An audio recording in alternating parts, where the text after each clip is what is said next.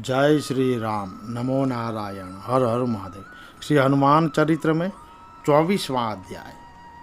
प्रभु के मुखारविंद की ओर निहारते हुए श्री हनुमान जी हाथ जोड़े विनीतात्मा पवन पुत्र ने कहा, हे प्रभु, मैं सर्वथा पशु और उसमें भी तुच्छ चंचल वानर हूँ। मुझ में ऐसी विद्या बुद्धि और शक्ति ही कितनी है, किंतु आपके प्रताप से तो रूह भी बड़वाग्नि को जला सकती है। इसी प्रकार किष्किंधापति के आदेश से माता सीता जी के दर्शनार्थ मैं खेल खेल में ही उछला और आकाश में उड़ता हुआ लंका के सागर तट पर पहुंच गया। वहाँ राक्षसों की दृष्टि से बचने के लिए रात्रि में सूक्ष्म रूप से माता जानकी जी को ढूंढने लगा। दशानन की प्रिय अशोक वाटिका में अशोक वृक्ष के तले शोकमग्ना माता के दर्शन कर मैं अधीर हो गया। मैं वृक्ष के पतों में छिट कर बैठा ही था कि वहाँ क्रूर दशानन आ पहुँचा। उसने सतीत्व की प्रज्वलित मूर्ति वियोगिनी माता को वश में करने के लिए उन्हें बहुत डराया धमकाया, किंतु जब माता ने उसे कुत्ते की तरह धुतकार दिया तब वह अधम राक्षस माता को मारने दौड़ा। अपनी प्रिया मंदोदरी के समझाने के वह 1 मास की अवधि देखकर वहाँ से चला गया। राक्षसियों ने भी माता को बहुत डराया। उन राक्षसियों के चले जाने पर माता जी असह दुख के कारण प्राण त्याग देने के लिए प्रस्तुत हो गई। उस समय मैंने वृक्ष के पत्ते में छिपे छिपे आपके जन्म से लेकर दंडकारण्य में जाने, सीता हरण, सुग्रीव से मैत्री, वाली वध आदि की संक्षिप्त कथा सुनाते हुए कहा कि किष्किंधापति सुग्रीव ने आपका पता लगाने के लिए चारों दिशाओं में करोड़ों वानरों को भेजा है। मैं भी उन्हीं का भेजा हुआ हूँ। आज आपका दर्शन प्राप्त कर कृतार्थ हो गया।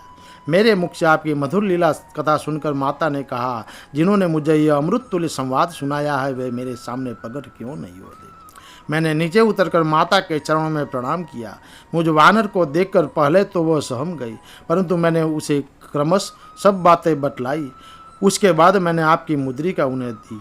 तब माता के मन में मेरे प्रति विश्वास उत्पन्न हुआ। क्रूरतम रावण के यहाँ दुष्ट राक्षसियों के बीच अत्यंत कष्टपूर्वक जीवन व्यतीत करने वाली वियोगिनी जननी पुत्र को देखकर रो पड़ी। उन्होंने कहा, बेटा, जिस प्रकार इन राक्षसियों के द्वारा मैं अहरनिश सताई जा रही हूँ वह मेरे प्राणनाथ को बता देना। मैंने उन्हें अनेक प्रकार से धैर्य बंधाया और कहा, माँ, बस मेरे प्रभु के समीप पहुँचने की देर ही। अमित शक्ति संपन्न श्री राघवेंद्र आपका संवाद पाते ही यहाँ पहुँचकर इस असुर कुल का विध्वंस कर देंगे। रोती हुई माता जानकी ने अत्यंत करुणापूर्वक आपके शीघ्र जाने की प्रार्थना करते हुए लक्ष्मण से लिए कहा है कि हे लक्ष्मण, तुम्हें मैंने अज्ञानवश कुछ कठोर वचन कह दिया था, उसके लिए तुम मुझे क्षमा करना। श्री रघुनाथ जी के साथ शीघ्र आकर मेरी रक्षा करना, अन्यथा 1 मास के उपरांत मैं जीवित नहीं रहूँ। इतना कहकर माता सीता रोने लगी। उन्होंने वानरराज सुग्रीव, महामती जाम्बवान, युवराज अंगद तथा समस्त वानरों को आशीर्वाद देते हुए सबसे शीघ्र लंका पहुंचकर राक्षसों को नष्ट करने की प्रार्थना की। श्री पवन नंदन के द्वारा भगवती माँ जानकी का समाचार सुनकर श्री राम अत्यंत व्याकुल हो गए। लक्ष्मण के नेत्र बरसने लगे और समस्त वानरों के भी नेत्र भर आए। पर हनुमान जी धैर्यपूर्वक कहते जा रहे थे, माता की आज्ञा से मैं अशोक वाटिका के फल खाने चला, पर रावण से मिलने की इच्छा से मैंने वह मनोहर वाटिका विध्वंस कर दी। रावण के पुत्र अक्षय कुमार के साथ सहस्त्र असुरों ने को मारने के बाद मैं इंद्रजीत के ब्रह्मपास में बंद कर रावण के सन्मुख पहुंचाया गया। वहाँ उस दुष्ट ने दंड स्वरूप मेरी पूंछ जलाने का आदेश दे दिया। बस आपकी कृपा से सारी लंका जल गई। भगवान श्री राम, लक्ष्मण, वानरराज सुग्रीव, महावती जाम्बवान, अंगद, दिविज, मैन, पनस, नल और नील आदि महान वानरगण लंका में घटित हुई घटनाओं को ध्यानपूर्वक सुन रहे थे। हनुमान जी सहसा श्री राघवेंद्र के चरणों में गिर पड़े और बोले, प्रभु, यह सब कुछ मैंने नहीं किया। अंतर्यामी स्वामी, मेरे अंतर में प्रविष्ट होकर अपनी शक्ति से आपने जो लीला कराई है मैं वही निवेदन कर रहा हूँ। हनुमान जी आगे कहने लगे, करुणामय स्वामी, वहाँ मैंने त्रिकुट पर्वत पर बसी हुई दिव्य लंकापुरी देखी। उस पुरी के चारों ओर 4 लंबे चौड़े द्वार है। उनमें अत्यंत मजबूत किवाड़ और मोटी मोटी अगलाएँ लगी है। उन द्वारों पर अत्यंत विशाल एवं शक्तिशाली यंत्र लगे हैं जो बाण और पत्थरों के गोलों की वर्षा करते हैं। उनके द्वारा लंका में प्रविष्ट होना अत्यंत कथित है। पुरी के चतुर्विध सोने का परपोटा जिसे तोड़ना अत्यंत दुष्कर है। उसमें मणि, मूंगे, नीलम और मोतियों का काम किया गया है। परकोटे के चारों ओर ग्राह और विशाल मत्स्यपूरित अगाध जल वाली खाइयाँ है। उन चारों द्वारों के सन्मुख खाइयों पर लकड़ी के ऐसे यंत्र विशाल एवं सुदृढ़ पुल बने हुए हैं, जिन पर शत्रु और सेना के आते ही उसे यंत्र द्वारा खाइयों में एवं चारों ओर फेंक दिया जाता है। लंका पर आक्रमण करने का कोई मार्ग नहीं है। उसके चारों ओर दुर्गम नदी, पर्वत, वन, खाई और सुदृढ़ परकोटा आदि है। लंका विस्तृत समुद्र के दक्षिण तट पर बसी है, अतः वह लक्ष्य का किसी प्रकार पता न मिल सकने का कारण वहाँ जलयान से जाना भी बड़ा कठिन है। लंका के पूर्व द्वार पर 10 सहस्त्र प्रचंड वीर राक्षस रहते हैं। उसके दक्षिण द्वार पर चतुरंगिणी सेना के साथ 1 लाख राक्षस योद्धा, पश्चिम द्वार पर 10 लाख राक्षस और उत्तर द्वार पर 10 करोड़ राक्षस तथा मध्य भाग की सामने में सैकड़ों सहस्त्र दुर्जय वीरवर निशाचर रहते हैं।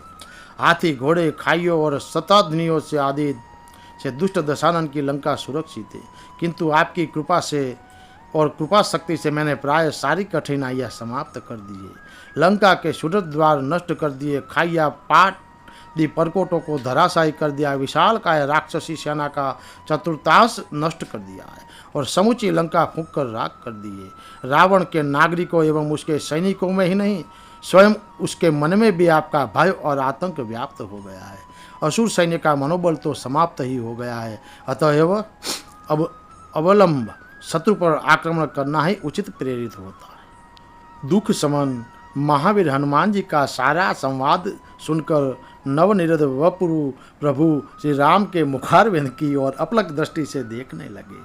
हनुमान जी के वचन सुन प्रभु ने अत्यंत प्रसन्न होकर कहा, हनुमान जी, आपने जो कार्य किया है उसका करना देवताओं के लिए भी कठिन है। पृथ्वी तल पर कोई तो उसका मन से भी स्मरण भी नहीं कर सकता। भला ऐसा कौन है जो 100 योजन विस्तार वाले समुद्र को लागने और राक्षसों को से सुरक्षित लंकापुरी को ध्वंस करने का समर्थ हो। हनुमान ने सुग्रीव के सेवक धर्म को खूब निभाया। संसार में ऐसा न कोई हुआ और न आगे होगा। उसने माँ जानकी जी का पता लगाकर आज मुझको तथा रघुवंश, लक्ष्मण, सुग्रीव आदि स्वामी को बचा लिया है।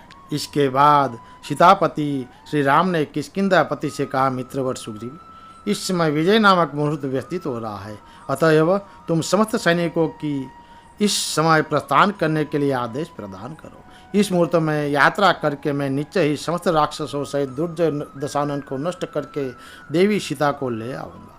फिर क्या था, सुग्रीव ने तुरंत किष्किंधा के शासन प्रबंधन की व्यवस्था की और अत्यंत उल्लासपूर्वक उन्होंने समस्त युद्धपतियों एवं वानरों को कुछ करने की आज्ञा दे दी। वीर वानरों के मन में लंका को पीस डालने का अत्याधिक उत्साह भरा था। वे सब एक स्वर में बोल उठे, श्री सीताराम की जय, सानुज श्री राम की जय। सुग्रीव की आज्ञा से कोटि कोटि वीर वानरों और ऋषियों की महान सेना प्रतीत हुई। सबके मन में हर्ष एवं उत्साह भरा हुआ था। उस विशाल सेना के मध्य वकल में वलकल पहने, जटाजूत बांधे और त्रोणी कसे वीरवर कमल नयन श्री राम परम सौभाग्यशाली हनुमान जी के कंधे पर बैठकर चले। वीरवर लक्ष्मण युवराज अंगद के कंधे पर बैठे थे। सुग्रीव दोनों भाइयों के साथ चल रहे थे। गज, गवाक्ष, मैंद, द्विविद, नल, नील, सुषेण और जाम्बवान तथा अन्य शत्रुहंता समस्त सेनापतिगण सेना के चारों ओर सावधानी पूर्वक देखते जा रहे थे। अत्यंत चंचल वीर वानर युद्धपतियों के आदेश एवं सुग्रीव के भय से सर्वथा अनुशासित बड़े वेग से उछलते, कूदते, गरजते, फल खाते और मधु पीते दक्षिण दिशा की ओर चल रहे थे।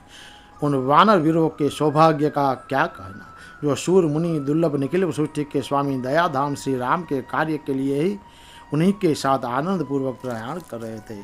उनके सौभाग्य को देख कर इंद्रादि देवगण मन ही मन उनकी प्रशंसा कर रहे थे।